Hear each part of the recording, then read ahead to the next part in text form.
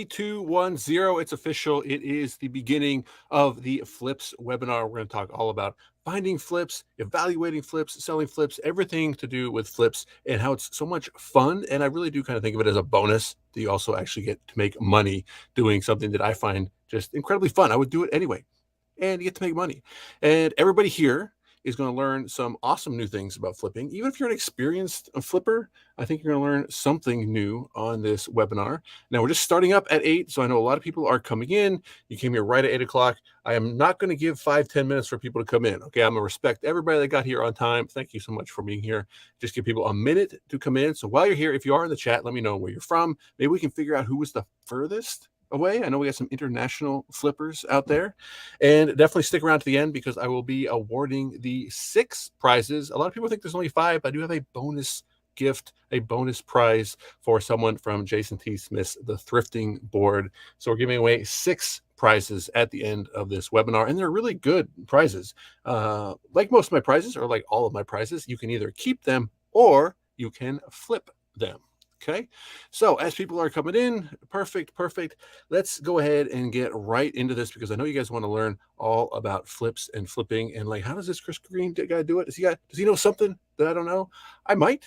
I don't know everything, but I have found in my years of doing this myself and teaching it to other people that sometimes things that I think are really obvious that I think everybody must know, a lot of people still don't know. And then they hear about it and they learn about it, like, oh my gosh, it's going to change everything. So hopefully I can do that for some people on this webinar tonight. We got Katy, Texas, Ohio, New York, North Shore, North Carolina. Awesome. We got people from all over here. So let's switch over. We're going to do a little bit of a swap. There we go. And we are going to get right into this. Now, I will answer any questions at the end. If I don't see your question or comment as it comes up, I promise I'm not avoiding you. If it does get buried in the comments, please feel free to reach out to me at chris@flips.net or find me on the internet somewhere. I'm pretty easy to find. If you guys do have questions you want me to answer, you almost want to just wait till the end, and I'll definitely answer as many questions as possible. I'll even stay on a little later if there are a bunch of questions. And Kansas is here. All right. And Jason Smith is here in the background. He can pop up some questions for me at the end. So perfect. So let's do this. We'll come over here and get into the Flip Game launch webinar. Today is June 29th. And by request, I'm going to do this webinar without my sunglasses on.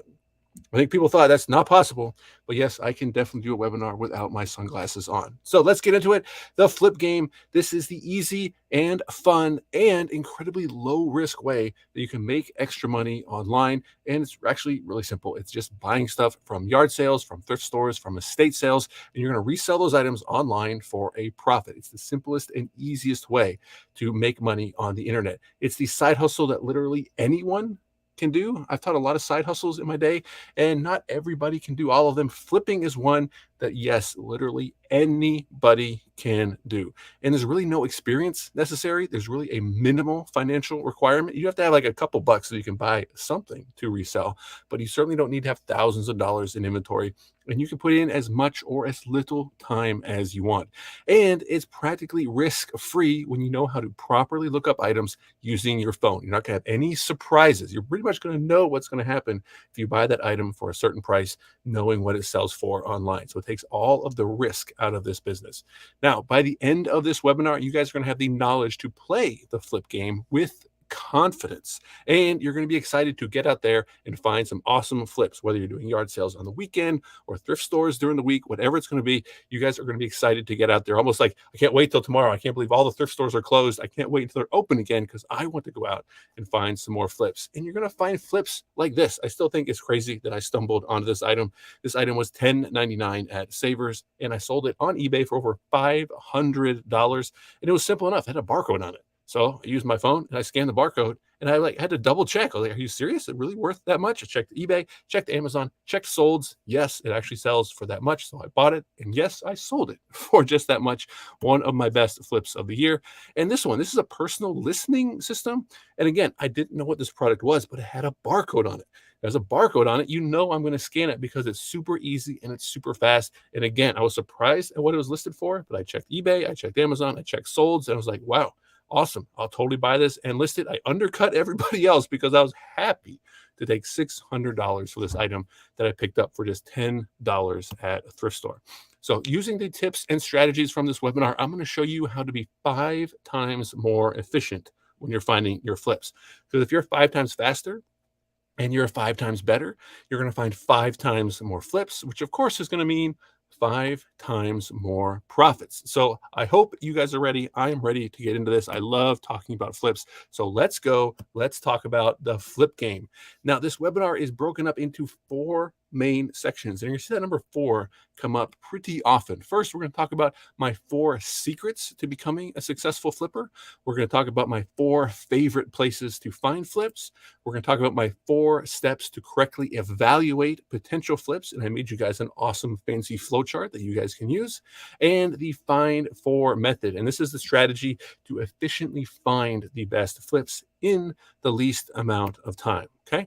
So when you use the find for method, you're going to be 5 times more efficient, find 5 times as many flips, and make 5 times as many profits. Okay. And of course, I'm giving away some awesome prizes at the end. 6 vintage 1980s concert t-shirts.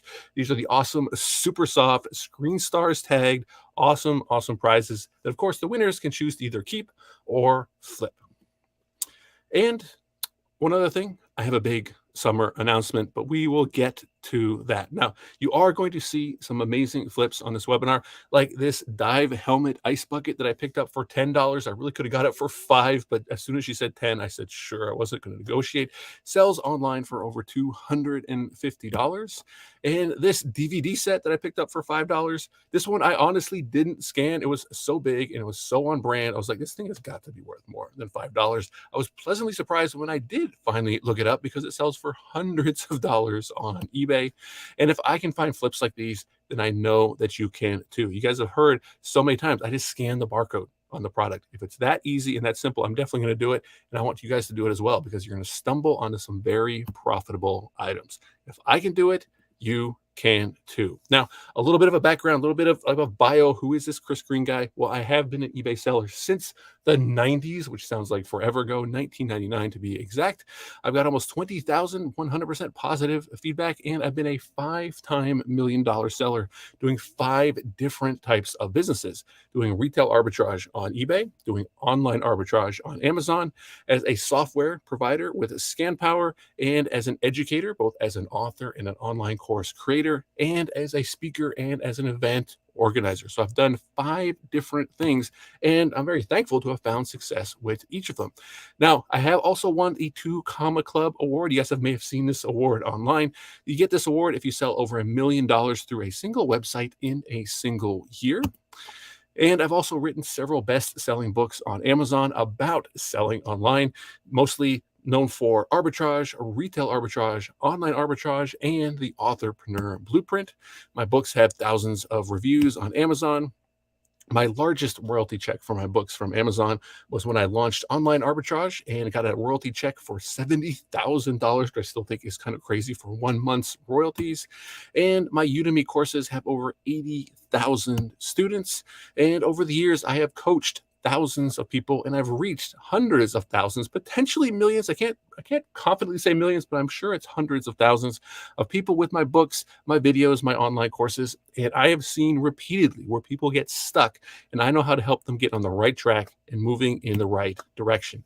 Now, I don't say any of this stuff just to brag or flex, but I do want you to know that you're in the right place at the right time, learning from the right person. When it comes to flipping and selling things online, I have literally been there and done that. But here's a little bit of the truth. This isn't just me showing off and telling you all the good things. No, I actually used to I really hated thrift stores and garage sales. I did not like them at all growing up. Now, keep in mind, flipping was not a thing when I was growing up. We're talking late 80s, early 90s. I didn't grow up with a barcode scanner and the eBay app on a 5G iPhone in my pocket, right? We're talking no phones, nothing. Yard sales and thrift stores were not about treasure hunting. It was not about the thrill of the hunt. It was not the fun flip game. It was a reminder that we were poor and we couldn't afford to buy new things. That's what thrift stores and yard sales were to me. I did not want to stop. I did not want to be seen at a thrift store or a yard sale growing up. This made me ashamed. I did not want to be seen shopping for used things because it was a reminder that, like, oh, you guys can't afford to buy anything new. And it's super ironic that now something I used to be so ashamed of is one of my favorite things to do. Absolutely favorite thing to do is yard sale season in New England, to go out and go to yard sales. I would do it every single weekend if I could, but up here it is kind of a seasonal thing.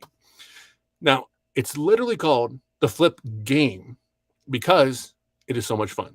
Okay. And I do feel it is a bonus that you can also make money. So, who here comments? Who's on the keyboard? Who's here wants to have more fun when you're out flipping? Okay. Fun. Type in fun if you want to have more fun. Everybody else, if you're here just because you want to make more money, you might have fun, might not have fun, but you want to make more money, hit up with the money. And everybody else, you probably knew that was a trick question because you can do both. I see a lot of people saying for fun, you can do both. You can have fun and make money. Sometimes it almost feels like a guilty pleasure to be like, wow, I'm having so much fun. I'm actually making money at the same time. Mike's in for both, definitely. Now, flipping has been around for a long time. I didn't invent flipping. It's not something that's come up just recently in world history. But I will say there's never been a better time to learn as someone who has been doing it for so long. And you might be thinking, why has it never been better? Well, you might be thinking about the economy. You might be like, is the economy going up? Is it going down? Do I have to worry about some of these things? I hear all these like fancy economic terms. I'm really not sure what they're talking about on the news. You might be hearing words of recession and like, oh, what's going to happen? Like, do I need to worry about my investments and all these different things? And it can make you worry if you're like, maybe you're on fixed income. Maybe you're kind of making ends meet every single week or every single month. Oh no, I don't like hearing recession and the economy's going down in the news. Well, you don't worry as much about those things when you know how to flip, right? Now, let me explain. When you know how to flip, it means that you can always make money when you need to. You don't always have to be flipping, but if you need to make some money, you know how. You know that you can go out and flip some items for a profit. And I want you guys to have the right expectations for flipping. Will you make $1 million? Realistically, probably not. Now, can you make $1 million? Yes, it's certainly possible. But realistically, for most people, no, you're not going to make $1 million. But what is entirely realistic, what is completely on the table, is paying off debt, paying for your car payment, paying your mortgage payment, saving for college, saving up for a vacation fund. All these things are incredibly realistic when you play the flip game, even if you're just playing it part time. Now, what would it mean to have the confidence that you could make money when you needed to, right?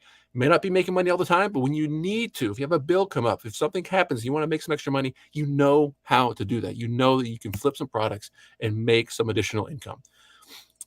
How would it feel to not have to worry about making ends meet every single month? How great would it be to know that if you had to, you could make that extra money when you needed to? Would you sleep better at night? Would you argue less about finances? Would you even consider retiring early? My mom literally retired 2 years early because she was like, why am I going to wait 2 more years to get a little bump in my Social Security when I know how to make money? I know how to go to thrift stores and scan books and send them into Amazon. And I'm making enough extra money. Like, no, I'm just going to retire now, because she has that confidence to know that when she needs to, if she needed to, she knows how to make money on the internet flipping products. When you know how to flip, you're going to feel more in control of your life. Now, when it comes to selling online, I have pretty much done every single model. And I will say that flipping is the most practical method to make extra money online. You can even flip full time if you want to, with no experience required, minimal capital required, minimal time required, and a minimal commitment. Okay, there's not many businesses that you can put all four of these on. And on top of that, you can put profits in your pocket the same day. You can buy something in the morning on a Saturday, list it in the afternoon, and have it sold on Facebook Marketplace for cash in the evening. I don't really know of any other business model where you can do that and put that cash in your pocket the same day. Now, good news, it's never been easier to flip either. And why? Well, honestly, it's because of the phone that we all have in our pockets. I'm assuming you all have smartphones, iPhone, Android, something where you can download apps. Because if you have a phone, you have so much power in your pocket. Because the apps that you can download and that you can use, so many of them are completely free. Could you imagine flipping in 1999? All right, any eBayers in the chat that go back to the 90s? Right, let me know. Let me know in the chat if you are a 1990s flipper. No cell phones, no apps, none of this stuff. You had to just know what to buy and sell, or go somewhere make a list and come home and look it up on your dial-up internet and try to figure out if it's something that you could buy and resell for a profit. I think people forget that the iPhone didn't even come out until 2007. That's when the iPhone initially came out. And the App Store didn't even come out in 2007. It came out later. And not everybody even had the apps. eBay didn't release an app right away. Now, today, we have the ability to look up the value of literally anything. It's almost too much power if you think of it in that way. Because in a matter of seconds, I can find anything anywhere and I can figure out what it's worth. And I compare the cost and see if I can flip it online for a profit. So flipping has kind of changed, in my opinion, to a decision game. You have to make decisions. You're going to use your phone and the information that you get from your phone to make decisions. First, you have to decide to go out, to go to yard sales, to go to a thrift store, to go to an estate sale. And then you have to decide which items to look up using your phone. And then with all that information, you have to decide which of these items you're going to buy to resell online. You have to make these decisions. No one's going to do it for you. You can't just post on Facebook asking people what they think. Maybe you've seen that. What do you guys think of this? Should I buy it? No, you have to decide. You can't post on Facebook asking people if you should buy something or not. I mean, you can, but you're not going to grow a very big flipping business if that's how you decide what to buy. You can't just rely on an app to tell you if an item is a good flip or not. You have to be able to make these decisions yourself.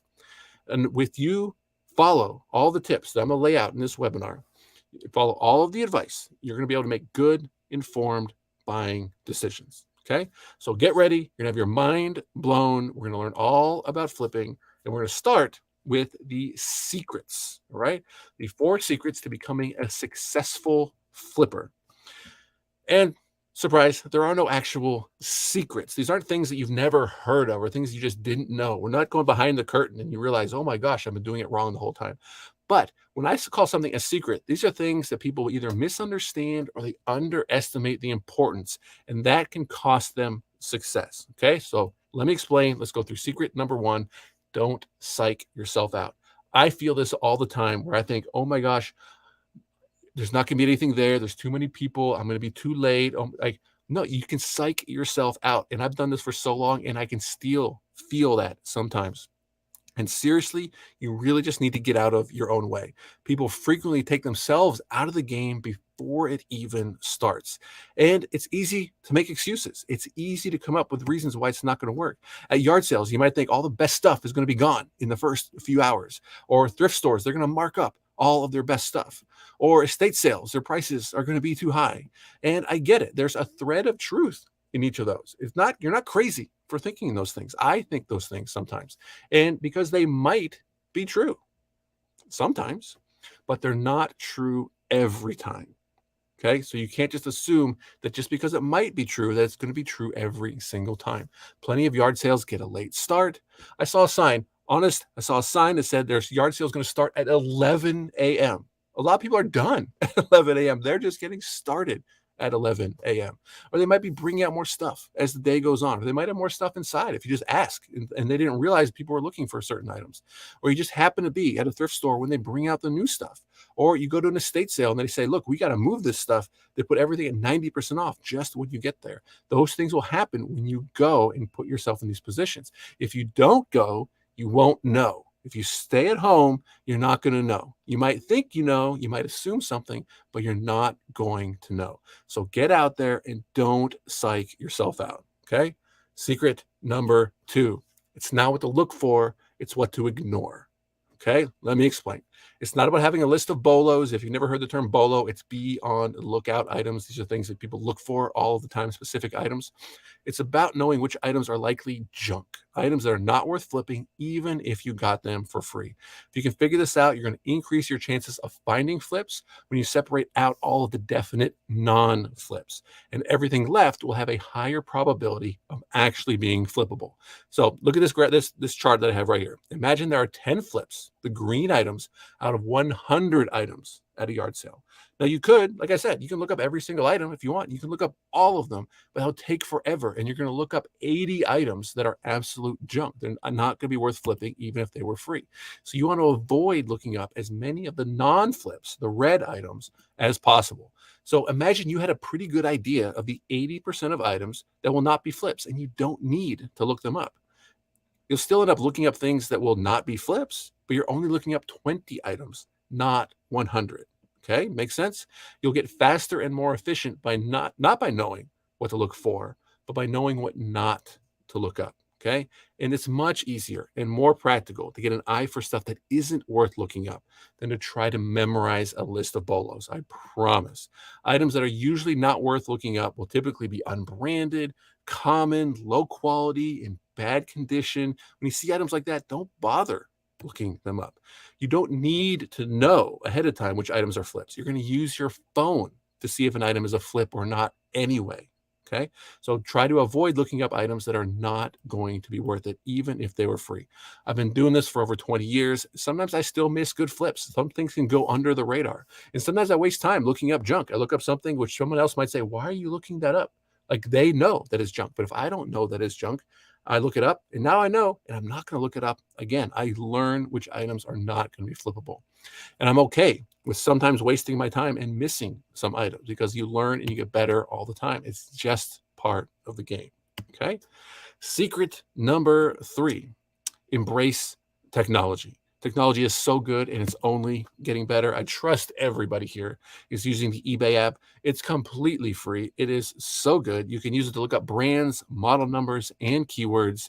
It's going to show you the sold for prices, not just listed prices, sold for prices on items sold on eBay in the last 90 days. That's some very valuable information that, depending how far back you go, we didn't have access to when we had to make decisions about what to buy to resell. You can see how many are listed. You can see how many have sold. You can calculate a sell-through rate based on those numbers. It takes all of the risk and the guesswork out of how frequently or how fast your item is going to sell. Remember, don't just look at active prices. Be sure to check sold listings so you know exactly what these items have sold for. And the eBay app, probably a lot of people still don't realize, has image search built right in. You can take a picture of an item using the eBay app, and it's going to try to come back with a match using the picture that you give it. Help you identify items that might not have obvious keywords or brands. They also have a barcode scanner built right in. You can scan literally any barcode that you find. And here's a bonus secret. Now, a lot of you guys might know me as an Amazon guy or an FBA guy. The eBay app has a deeper barcode catalog than Amazon. I scanned thousands of items with both apps, eBay and Amazon, and eBay would find the item more frequently than Amazon. If Amazon couldn't find it and came back with no match, very often eBay would, and I would have never guessed that. Never guessed in a million years. I would have said Amazon has the best UPC catalog, hands down. I would bet on it. Nope, I was wrong. eBay has the best UPC barcode catalog out there, and you can use it absolutely free. More on secret number 3, more technology, Google Lens. If you guys aren't using Google Lens, I think you're crazy, but maybe just don't know about it yet. So you're going to learn about it right now. Google Lens is absolutely free. You can use it to identify nearly any product using just an image. Just take a picture of it, and Google's going to say, oh, I know what that is. It's this. And if you know what it is, now you can look it up on eBay and see what it's worth. Okay. No brand, no model numbers. You can't figure out some keywords. It's not really obvious how to describe this item. No problem. Use Google Lens and take a picture of it. And if you can identify that item, you can look up what it sells for online.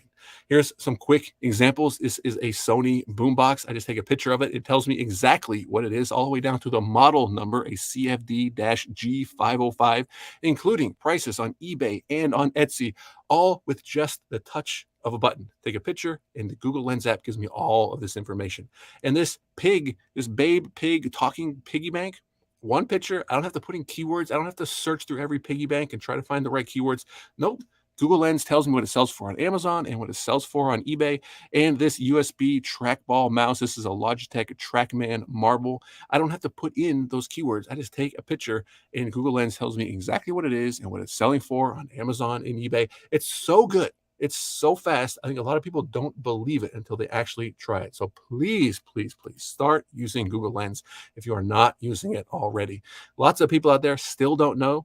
I know that because I post about it and I get people in the comments saying, wow, Chris, I didn't know about this. Thanks for telling me. And I'm happy to share it. Although I am still a little surprised that people don't know about it. But there are so many things coming out so fast, it can be hard to keep up. And I understand that. And I enjoy sharing this type of information. So I'm glad for everybody who's learning about Google Lens, maybe for the first time, even on this webinar.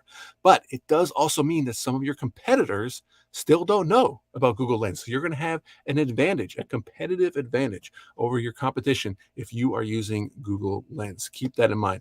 Now, if you are using an Android phone, I would expect that maybe you have already been using Google Lens more than iPhone users, because Google Lens is built into Android phones like 5 different places. It's in the Photos app, it's in the Camera app, it's in the search bar, it's in, did I say Photos already? It's in like 5 different places, really easy to find. Just look for the icon that you see on the screen if you are an Android user. Now, for iPhone, a lot of people I've talked to think, I can't use Google Lens because I use iPhone and there's no app for it. And they're kind of right, but they're actually wrong. There's no dedicated Google Lens app for iPhone because it's built into the Google app. So if you're an iPhone user, you want to download the Google app. It's completely free. Just go to the App Store, search for Google, download it, and then you're going to see that the Google Lens feature is built into the Google app. And it looks just like this. You're looking for that little icon. It's in just black and white in the app. It's in the search bar. And when you press on that, it's going to ask for camera access, which you're going to say yes. And then you can take a picture with your phone of anything that you see, or you can scan any item that's in your photos or any screenshot that you have on your phone. I do this with Facebook Marketplace images. I do this with screenshots I take from the estatesales.net app. It is so easy and so fun and so good and so fast. I can't even think of like a negative way to describe it. Everything about the Google Lens app is just good, win, win, win. Everybody should be using it. And if you're using the Chrome browser, whether you're on PC or Mac, it is built into the Chrome browser. So if you are on estatesales.net and you're browsing through some images that they have posted, you can just right click on an item and use Google Lens and see exactly what those items are and see if they have links over to eBay or other product pages, so you can see exactly what those items sell for. Like this Snoopy right here, you can see that it takes me to listings on Etsy and on eBay telling me exactly what it's worth. And it's even built into the mobile Chrome browser. So if you are using Android or iPhone, it doesn't matter. On iPhone, you have to use a Chrome browser instead of the Safari browser. But when you see an image that you want to look up in the Chrome browser, just hold down. You're going to see some options and say search image with Google. And when you do that, it's going to tell you exactly what that is. And if you scroll down a little bit, you're going to find some product pages and links to see, wow, that thing sells for 600, that thing sells for 3,000. And you don't have to take the time to type it in and look up keywords or anything like that. It's just all done automatically. Google Lens is in more places than you realize. And you can even use it. I used to do it like this, use Google Lens on my phone, holding it up to my computer screen to take a picture, and it still works that way. It's kind of crazy when you think about how the technology is working behind the scenes, using images and 5G and Wi-Fi, and then identifying a product, finding out what it is, sending back all these prices. It's so good. It's so fast. And holy smokes, I wish I had this in the 90s or the early 2000s. But here we are, 2023. The technology is here, and it's only going to get better. Okay. So learn to use Google Lens. Some of your competitors are already using it, although some of them are also not using it. So do what you can to stay on top of technology and stay up to date. You're going to see it get better. Now, this isn't real picture. This is not exactly happening right now. However, I don't think it's very far from now where we're going to be using headsets and having stuff over our eyes. They're going to have cameras. They're going to be able to scan different things. And if you can identify something with your phone, you'll be able to identify it using some kind of VR or heads-up display, to where you can go to a thrift store and identify products using this. And it's going to tell you, oh, I know what that is. And you want me to look it up on eBay? And you just say yes, or you press a button on your phone or something. It's going to get even. I hope that people aren't thinking creepy. I just think this is cool. It's going to be faster. You can just look through the Hawaiian shirts, and anytime a Hawaiian shirt comes up that has a pattern, like, oh, I know what that is. That's valuable. You've got it. You don't have to look up every single brand. You don't have to memorize a list of things. It's going to get even better. So stay on top of technology. Embrace it. Don't get worried when you see someone else doing something. You're like, oh, I don't know how to do that. Well, figure it out. Learn how to do something new. Everybody here should be up to date on Google Lens by now.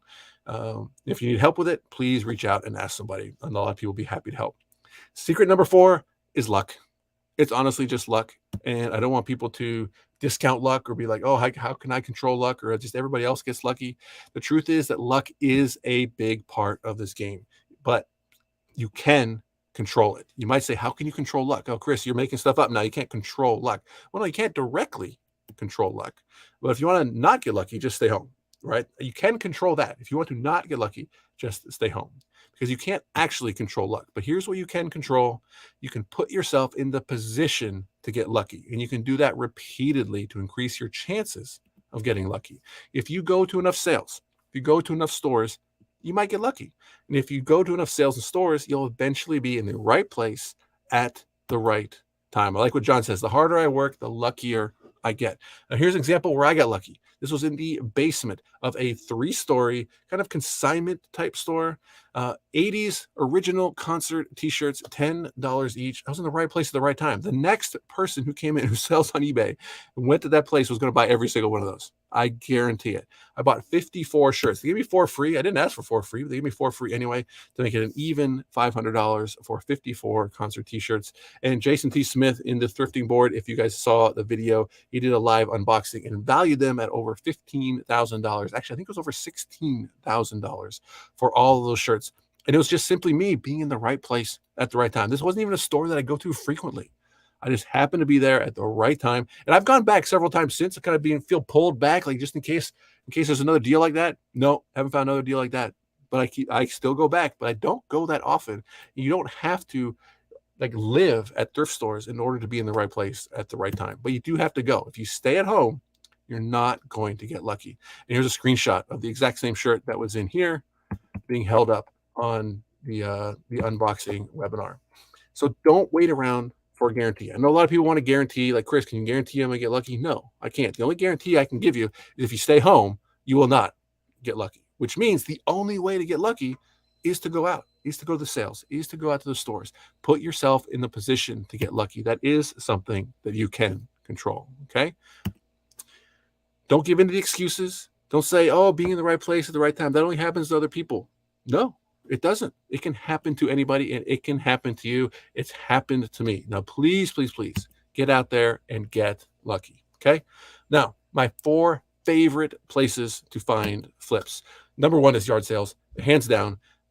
Mostly for the fun factor. I wouldn't say that yard sales are necessarily going to be the highest profit factor, but the highest fun factor. I do feel that you can find the coolest things. You can find the best deals where you find something that's just incredibly, incredibly underpriced because they just want to get rid of it.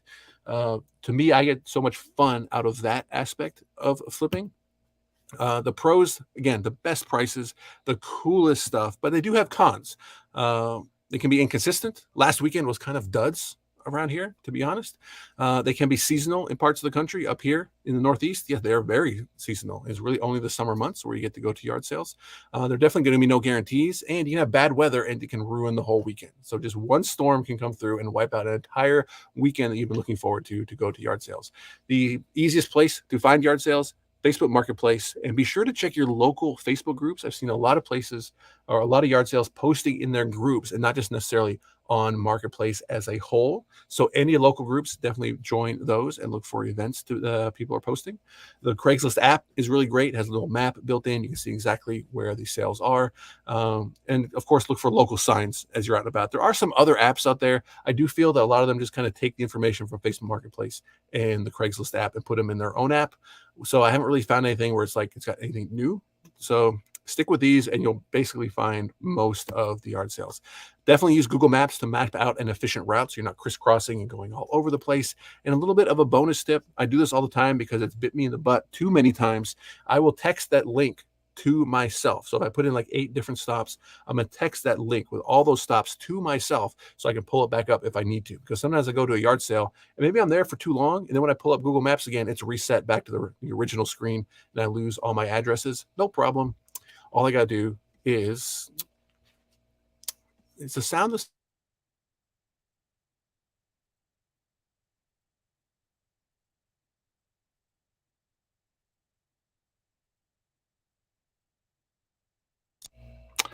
all right.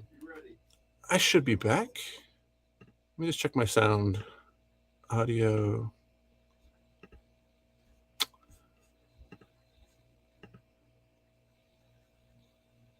Oh, you know what? I think someone turned Bluetooth on their phone and might have connected to my AirPods.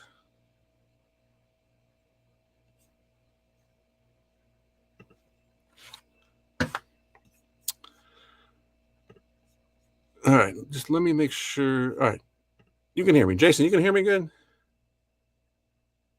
Can anybody hear me? Jason, can you nod ahead along if you can hear me? All right, good. All right, I'm gonna go with a different mic.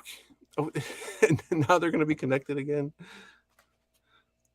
I'll give this one shot, or else I'll just stick with the other. All right, we are back on the AirPods, and you can hear me, right? Can hear fine. All right, sorry about that, guys. Too many Bluetooth devices going on at one time. So yes, definitely text that link to yourself. That has saved me multiple times. I didn't have to put all the addresses back in. All right, estate sales are going to be my second favorite because you can just find crazy and amazing things at estate sales, especially if someone's been hoarding, like hoarding goods.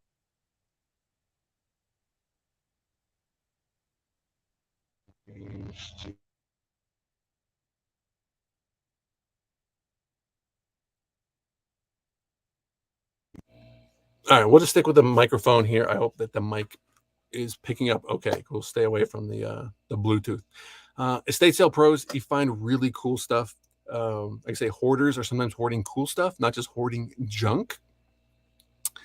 Loud and clear. All right, sound good now. All right, thanks, Stacy. You can usually get a lot of stuff at one place. A lot of the estate sales around here, they're like, just put everything in one pile and we'll give you a really good deal at the end. And they are usually really good deals. I would say most of the estate sale companies around here, I've gotten to know pretty well because it's usually the same 3, 4, or 5 companies. So you kind of get a feel for how they're going to price their things. You can see all of their items online, or most of their items online, with all the pictures on estatesales.net or their own website. So you have a really good idea of what you're getting into. Some of these sales are online, so you can shop and flip from home, and they're usually not hindered by bad weather. They're usually inside somebody's house, so it's not usually stuff outside. So if it's raining or it's snowing, it's really not a big deal. And I got to get back over here.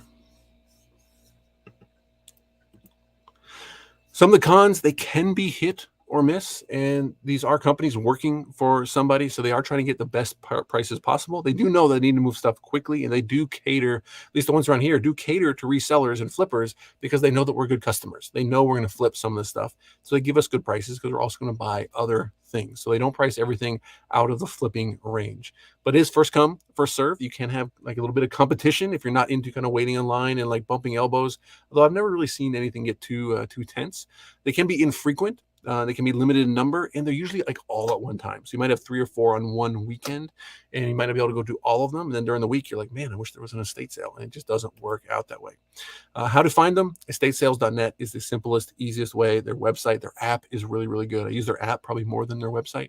And local estate sale companies, definitely look for those. Use Google because sometimes they don't list all of their sites on estatesales.net. So you might be missing out if you don't follow their own websites. They do have online estate sales, auctionninja.com, maxsold.com, highbid.com. You're also going to find some other local ones. So Google your local online estate sales, and you can find some crazy stuff. I got so many examples of incredibly valuable items that I picked up for pennies on the dollar. And it's because of the pros and cons. So the pros are it's often local pickup only for an online estate sale. Some of them do ship, a lot of them do not. I see that as a pro because that means that someone else can't bid against me. Only people that are local enough to pick up are going to be able to bid on these online estate sales. So it takes a lot of competition out. If you take out a lot of competition, the prices are generally going to be lower. But that's also a con because it means I can't really bid and win something that's too far away. If I have to travel or if I have to pay a local company to go pick up and pack it up and ship it back to me, it's going to add to the cost. And all of a sudden, it's not going to be a flip anymore. So it is a pro and a con at the same time. Thrift stores are on here as my number 3. The pros are they're open up all year. It's a consistent source of new profitable flips and definitely weatherproof. They're inside buildings, so if it's snowing or raining, unless it's completely snowed out, you can generally always go to a thrift store when they are open. The cons are the items are sorted and priced by staff, and good items can end up with higher prices. They keep stuff behind the jewelry counter, and good for them. I want them to get the best prices for their items, but sometimes they price the stuff so high that no, it really can't be flipped. It might be a deal, but it's not something you can really flip for a profit. And you're likely going to find the most competition because it's something that is constant. It's always there. Everybody knows where they are. So it does make it the easiest place for people to go to consistently maybe have that on their route to stop at thrift stores. So you might have a lot of competition. How to find them? Super easy. Use Google Maps. And here, number 4 is kind of under the radar, I feel. Book sales. I think a lot of book sales, they were incredibly popular for a while, and people maybe got a little burnt out on them. Maybe there was too much competition, whatever it might be. And now they're really under the radar. I think tons of people are forgetting that you can find so many flips in one place, and books are easy. They're easy to identify. They're easy to see exactly what they're going to sell for, how fast they're going to sell. They're easy to store. They're easy to ship. It's really one of the easiest things that you can flip are books, and book sales happen all the time. Some of the cons, they can be infrequent and they can have high competition. The ones that I've been to lately have a lot of people going to them, and they're all looking for records. They're not there to scan. Like usually it used to be like you hear the beeps, and it's not that way anymore. I'm like one of the only people there scanning to buy books to flip. I don't know if people got out of the book flipping thing, whatever it is. Book sales are under the radar. So definitely check out book sales if you want to add books to your flipping. How to find them? Booksalefinder.com is the number one place. You can look it up by state. You can see exactly where all the book sales are going to be, and contact your local libraries and ask, because not all of them are going to advertise or mention their sales on booksalefinder.com. So you might find some that other people have kind of forgotten about if they're only going to Booksale Finder. So just contact your local library, ask them if they're having any book sales. Now, there's definitely other places. You can go to flea markets, antique malls, Facebook Marketplace, Craigslist, consignment shops, local auctions, Goodwill outlets like the bins. There are tons of different places.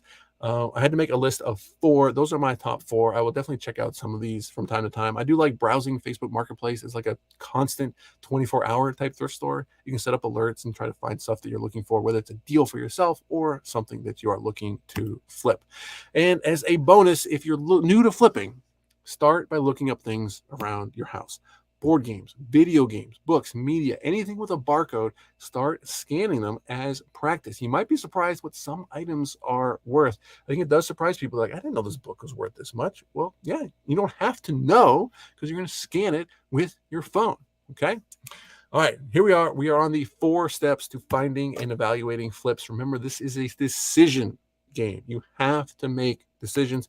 No one's going to do it for you, and an app is not going to do it for you anyway. So as we go through each step, a decision is being made, and I'm going to guide you through the 4 steps to figure out if it's a flip that you want to flip or not. Okay? Remember, it's you that has to make this decision. Step number 1, do you know what an item is? You might already know what it is.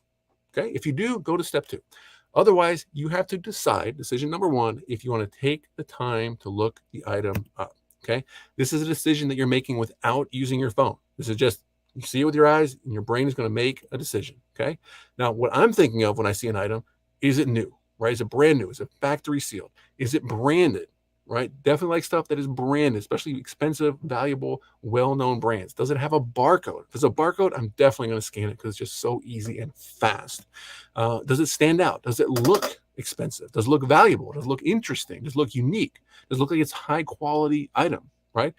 If so, take the time to look it up. Okay, scan that barcode. Use keywords on eBay. Use Google Lens, right? This is a decision you have to make because now we're putting some time into this item, okay?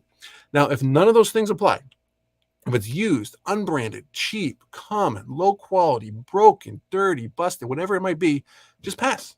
Pass and move on to the next item. That item is likely junk, okay? Likely junk. Now, we're still on step 1. Did you find it, right? Do you know what it is now? Again, if you do, go on to step 2.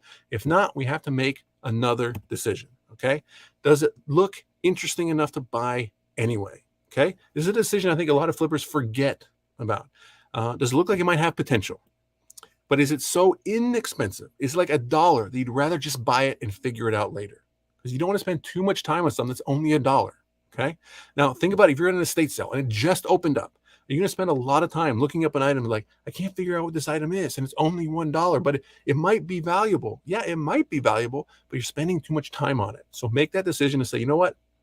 I am going to decide to look this up later. I'm confident enough that this is going to be valuable and it's only $1. I'm just going to buy it and look it up later so you can get on to another item. Otherwise, you might be spending way too much time on something that is not going to be a good use of your time. So just buy it, okay? Now, if not, make the decision to pass. and move on. If it doesn't look like it has potential, put it down and look up the next item. Okay. So now we're on to step 2. We know what the item is.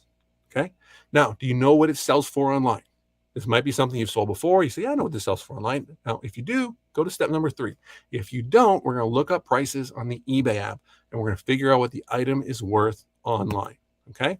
Now be sure to look at sold prices, not just active listings, sold prices. Okay. Now we're on step number 3. Now you know what the item is. You know what it sells for online. Now, is it priced low enough to make a profit? Right? Because it might be an amazing product and it might be selling for a really good price online, but if it costs you too much at the sale or at the store, then it's not going to work out. Right? So if yes, if it's priced low enough to make a profit, we're going on to step 4. Okay. Now, if not, pass and move on to the next item. It's just too expensive. It's not a flip. Okay. Now, here we are. The item is a flip, but there's still another decision to make. Okay. You have to decide if it's an item that you want to buy and resell. Okay. Step number 4, do you want to mess with it? Okay. Is the item too big? Is it too heavy? Is it too fragile? It's going to be really difficult to ship. Is it a really slow seller? Like, yeah, it's a flip, but it only sells like twice a year and you don't want to wait that long. Whatever it might be, this is step number 4. Okay. Another decision you have to make. Yes, it's a flip, but if any of these things apply to you, pass and move on. Be okay with saying, yeah, I can make money on that, but it's not worth it to me. I don't want to truck it around. I don't want to carry it around the car. It's too heavy. It's too big, whatever it might be. It's a flip, but leave it for someone else. Otherwise, you're here. Step number 4, you want to mess with it, buy it and flip it. Okay. I made you a fancy little flow chart. You guys can print this out. You can refer to it as needed. It goes through every single step. Step 1, step 2, step 3, step 4. If it's yes or no, all the way down, every single item that you look up to flip will fall into this flow chart somewhere. And as you get more experience, as you get better, you're not going to have to refer to this. It's just going to happen naturally. You're going to go through all 4 of these steps in your head. But if you've never done this before, this flow chart will help you every step of the way. Okay. Now the find for method. Hope I don't lose you guys on this one, but I think you guys will really benefit from the idea behind this. Okay. We're going to increase your flipping efficiency by a factor of 5. Okay. 5 times more efficient, 5 times faster, 5 times better, 5 times more flips, 5 times more profit. Okay. We're going to use the same example of having 100 items, 100 items at a yard sale, 100 items at a thrift store, random items. You don't know what they are. You don't know where they came from. Here's 100 different items. On average, 4 of them are going to be flips. Sometimes more, sometimes fewer, but on average, it's going to be 4. You could look up everything. Look up all 100 items and hope that you find the 4 items in a relatively low amount of time, but that's really not going to be practical. It would take forever. And the truth is, most of those items, 96 of those items, are not going to be flippable. 96 of them are not going to be flippable, even if they were free. Okay, so you want to avoid looking up as many items as possible. So how do you find these 4 items in the most efficient way possible? How do you decide what to look up and what to leave behind? Let me explain. This is based on the Pareto principle. This is the 80-20 principle that you guys might have heard of before. Here's some 80-20 examples. 80% of the time, you wear 20% of your clothes. 80% of the traffic is on just 20% of the roads, or 80% of your profits come from 20% of your products. This 80-20 rule pops up everywhere, including the world of flips. Okay. And this is how you find the same flips in 1/5 of the time, because we're only going to look up 20 items and not 100 items. We're only going to look up 20%, because 80% of those items, they're not going to be worth flipping, even if you got them for free. Okay, just visualize a thrift store and you're like, yeah, most of this stuff is junk. It doesn't have to be garbage, but it's not stuff that you're going to be able to resell for a profit, even if it was free. Okay, now this doesn't mean the other 20% of items are flips, but it does mean that the only 20% of these items are worth looking up. Okay, but it's not about knowing which items are in the 20, it's about knowing which items are in the 80. Okay, we figure out which items are in the 20 by understanding which ones are in the 80. Okay, and it's the kinds of items, the bad items, the leftover items, the 20%, those are going to be where the potential flips are going to be. And you can't make a list of all the things that are going to be good to flip. It would be way too long. It would not be practical, but you can get really good at knowing the kinds of items that are in the 80%. Anybody that's been doing this for a long time, I think probably knows what I'm talking about. There's so many items, you're not going to look it up. There's no point. You know that it's junk. You're not making a conscious decision to not look it up. You just know not to look it up. And that's where you can get with some experience. These are the items that are cheap, common, low quality, the things that you see everywhere. If you see them over and over again at every sale and at every store, they're going to be way too common to have any value. These are the types of items that have a very low chance of being flips. And if you can do this, then everything else is going to be in that 20%. Make sense? The potential flips are in the 20%. And if you look up these 20 items using your phone, you're going to find the flips in 1/5 the time that it would take you to look up all 100 items, even if you have no idea which items are the flips. And that's why we use our phones in the first place. Remember, we're not just picking blind, we're using our phone to look things up. Okay. Hopefully this makes sense because there's one more step to this. Here is the magic part. Here's where the 4 flips comes in. We apply that same 80-20 rule to the 20 items. Okay. We've got our 20 items that we're going to look up. 80% of those 20 items are not going to be flips either for various reasons. They might not sell for a high enough price online. They might be priced too high at the sale or at the store to leave any profit, or they really looked interesting. They looked like they had potential, but after we looked them up, they just ended up not being good flips. It happens. This is why we look things up before we buy. That's why we use our phones. We use the apps on our phones to find the 20% of these 20 items that are flippable. We find those 4 items that are profitable flips. Make sense? All right. Short recap. Find those same flips in 1/5 the time by only looking up 20 items and not 100. This strategy will increase your efficiency by a factor of 5.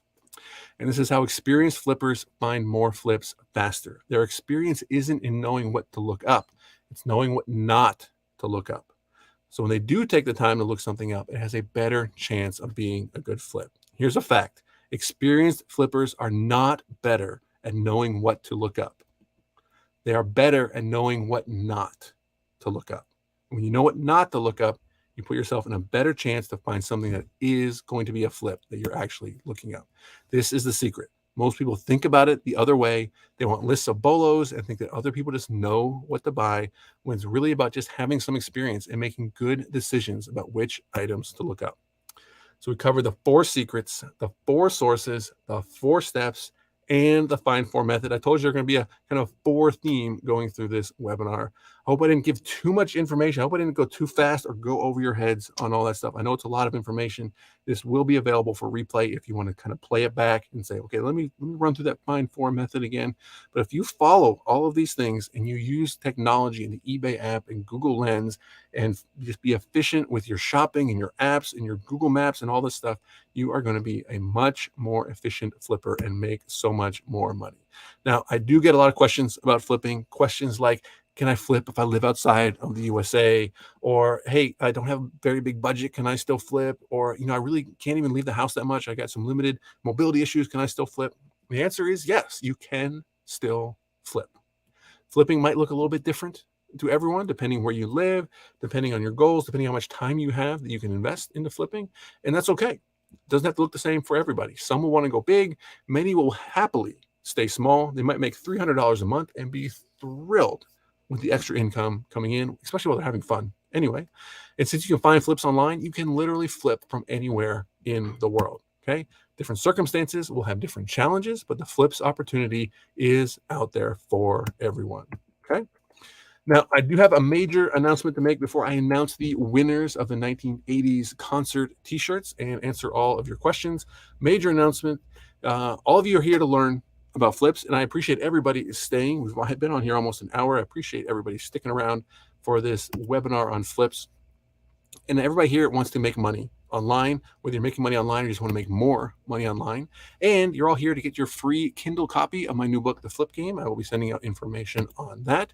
And I know a lot of you are going to want to know what's next. You're like, Chris, this is awesome. What is next? What else can we do to learn more about flipping and get better?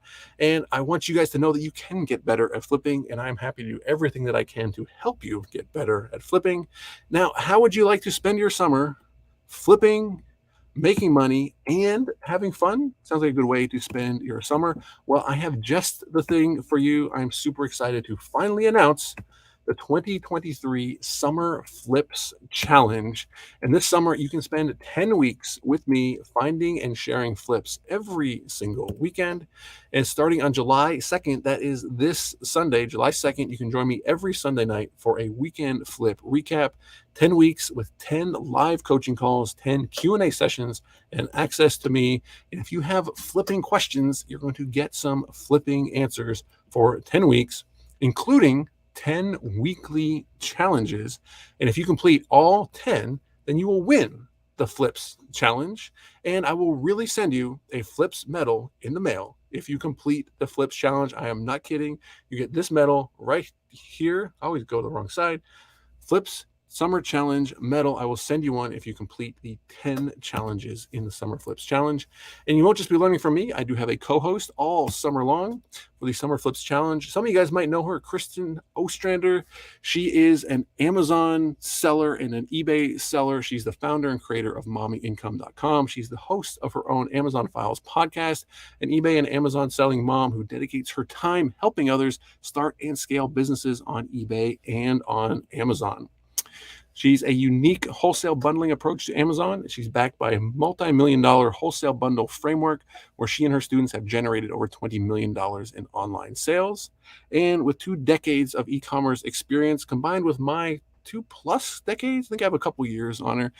She is a down-to-earth flipping expert. She is a fellow seller in the trenches with her students and is fully equipped to teach the necessary skills online to help sellers create long-term sustainable income on eBay, Amazon, and beyond. And there's one more thing to go along with the Summer Flips Challenge.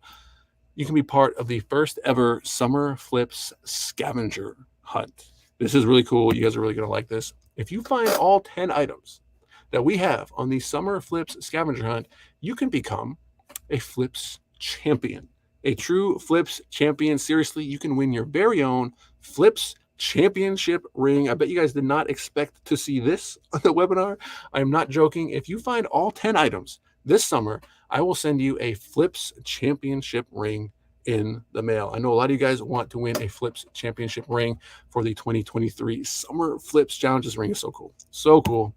It is, I would say, the ultimate flip flex. And by the end of the challenge, you're going to have new flip knowledge and new flip skills and some massive flipping confidence. By the end of the challenge, you'll know about so many more bolos and items that you need to look for while you're out there. And just one new bolo can put some big profits in your pockets.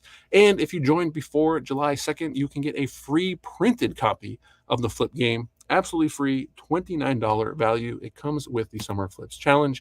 And you can join the Summer Flips Challenge for just $197. Remember, it does include a paperback copy of the flip game, $29 value.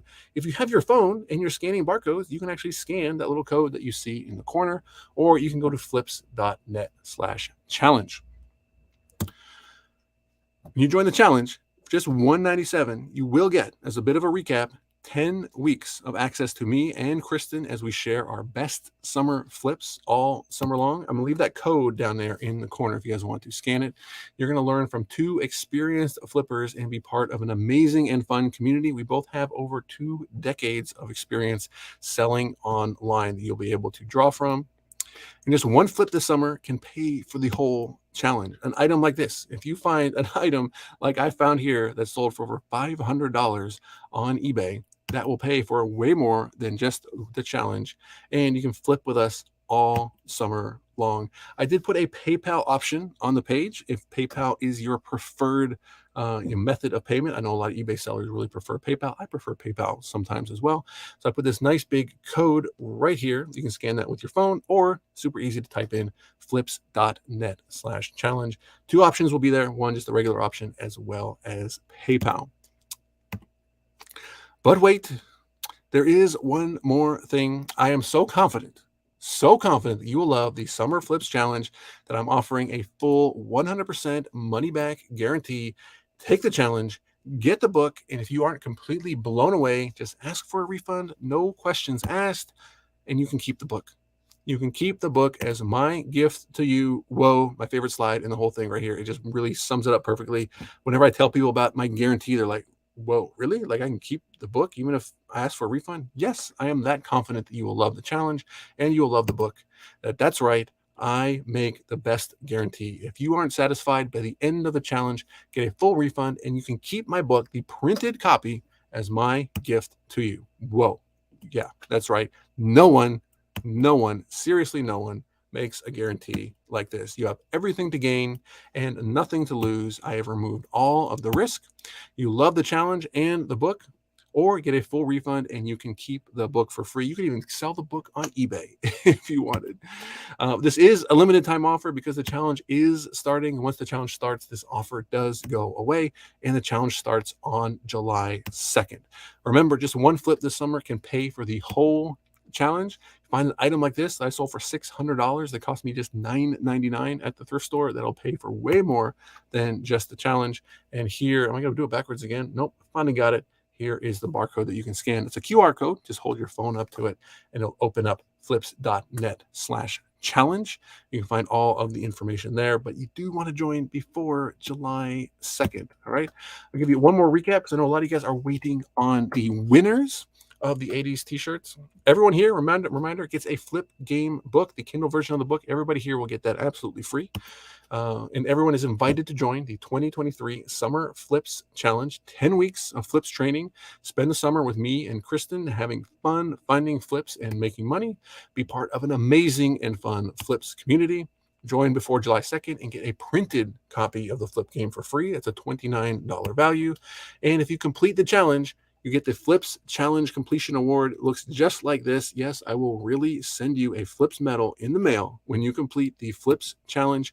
And if you complete the scavenger hunt, you get the Flips Championship ring. It looks like this. It's amazing. I can't wait. I want to send out as many of these as possible.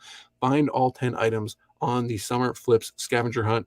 You become a Flip champion and get your Flip Championship ring in the mail. And you can join the 10-week Summer Flips Challenge and get the printed book. You get everything for just $197 at flips.net/challenge. And I'm so confident that you'll love this challenge. I'm offering a 100% money back guarantee. Take the challenge, get the book. If you aren't completely blown away, just ask for a refund, no questions asked, and you can keep the book. Whoa. Yep, that's right. If you aren't satisfied by the end of the challenge, get a full refund. Keep the book as my gift to you. Sell it on eBay if you want. No one, seriously, no one makes a guarantee like this. You have everything to gain, nothing to lose. I've removed all of the risk. You'll love the challenge and the book, or you can keep the book for free. But this is a limited time offer. Once the challenge starts, this offer does go away, and the challenge starts on July 2nd. Remember I said the Flip Game is a decision game? Well, now is one of those times where you have to make a decision. You have to make that decision by July 2nd. You have to decide to join the challenge. I've done everything I can to put together the most amazing Summer Flips training package with the best money back guarantee that you've ever seen. So let me know if you are in. You're in for the Summer Flips Challenge. I know a lot of you guys want to win that Flips Championship ring. I want to send out as many of these as possible by the end of the challenge. So I hope to see all of you on July 2nd for the start of the Summer Flips Challenge. That is this weekend. That is this Sunday night, because I want to send out as many Flip Challenge awards and Flips Championship rings as possible. There's a PayPal option that you can find if PayPal is your thing, or just a regular checkout, flips.net/challenge, and you can just scan that barcode or that QR code with your phone if you prefer, or you can just type it in, flips.net/challenge. And I did not forget. I know I went kind of fast. I know I want to let you guys know about the challenge. Contest winners. Here we go. The U2 shirt. This is, I believe, 1984 U2, the Unforgettable Fire concert t-shirt on a Screen Stars tag. And the winner is Carrie McFall. I'm not sure if you're here, but if you are, congratulations. I will be reaching out to get your address so I can send you your vintage 1984 U2 Unforgettable Fire Screen Stars shirt. And of course, you can keep it or you can flip it. It is up to you. The second one, Flock of Seagulls World Tour 1983 shirt on a Screen Stars tag. Winner of this shirt is Michelle Donovan. Michelle Donovan, if you are here, congratulations. If you are not, I will reach out by email. I'll get your address so I can send you your prize. You can, of course, keep it or you can flip it. The Cars on the Road Tour 1982 shirt on a Screen Stars tag. Winner of the Cars shirt is Keiko Lin. Keiko, I hope I'm saying your name correctly. I do have your email. I will reach out to make sure I get your address so that I can send you your prize. Again, keep it or flip it, or keep it for a while and then flip it. You can do either way, right? Make it nice and easy.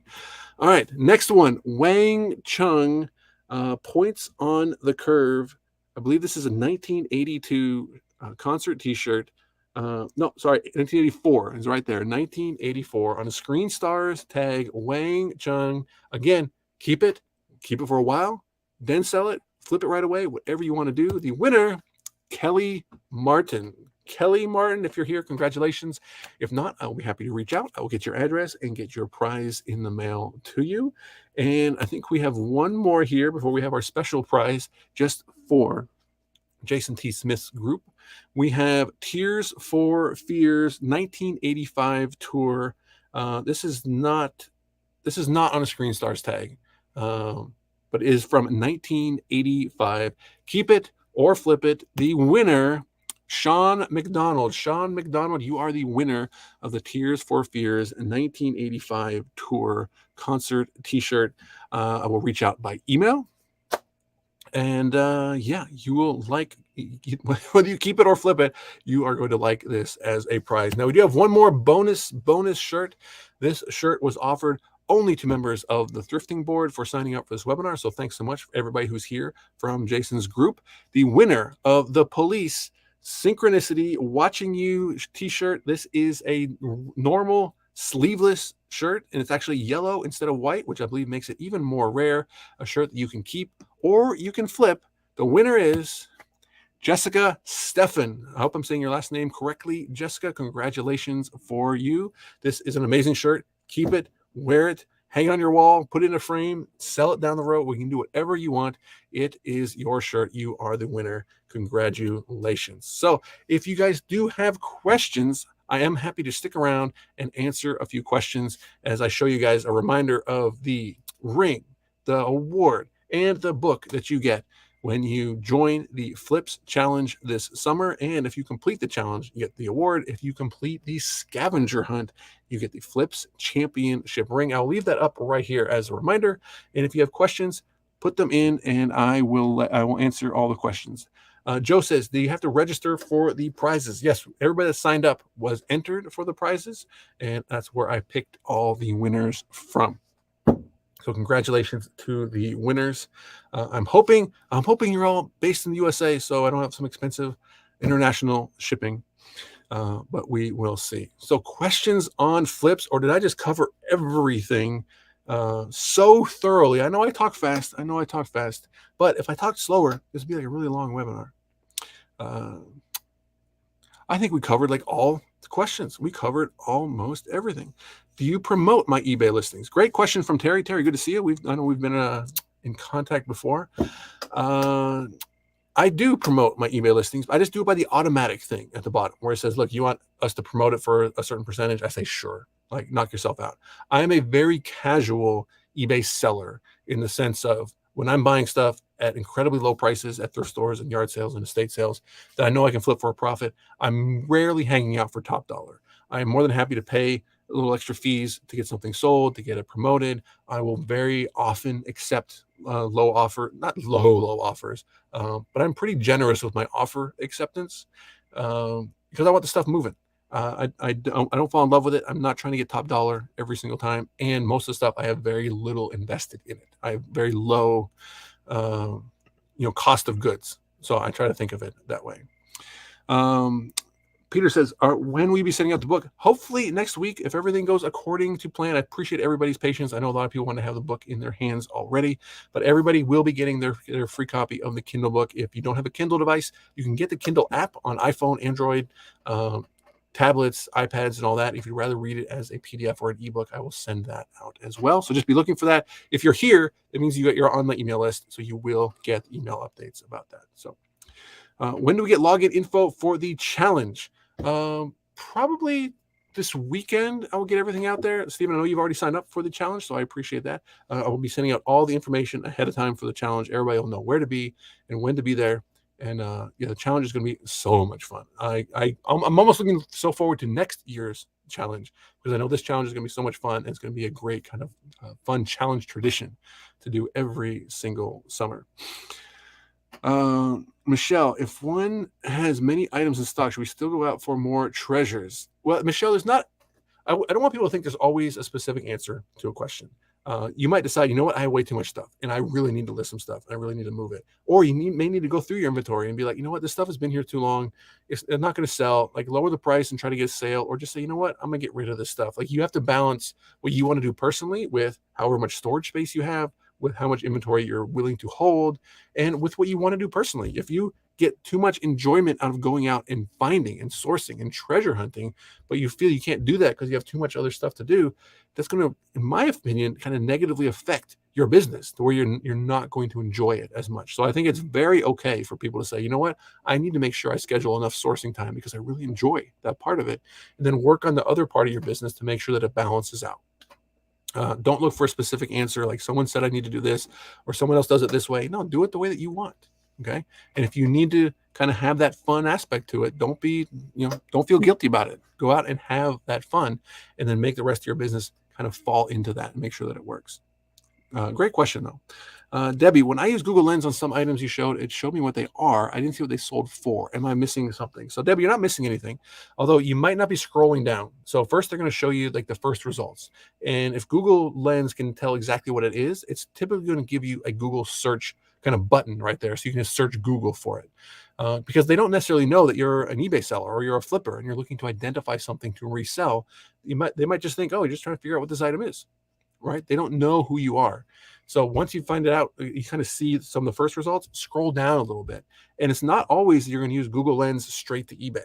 A lot of times I use Google Lens to identify it. And I say, oh, okay, now I know the model number. Now I'm going to copy that model number over to eBay and do an exact search.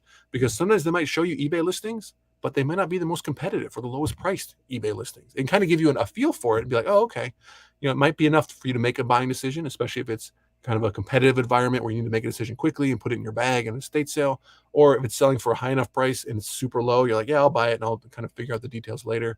But I'm using Google Lens to identify it first and then going over to eBay and doing a regular proper search, sorting by price, looking at sold listings. So I have a really good idea of what that item is selling for. So you're not always going to see that item within Google Lens. Sometimes you might, but if you don't, go over. And again, make sure you scroll down because you will use Google Lens and it'll show you a screen. Scroll up a little bit and you'll actually see, I didn't show this in the webinar, but you can actually add keywords to that. So if it's kind of getting close, but you're like, no, find the red one or like find the one with this brand, you can actually add keywords to a Google Lens search. So good question. Did I do that or did Jason do that?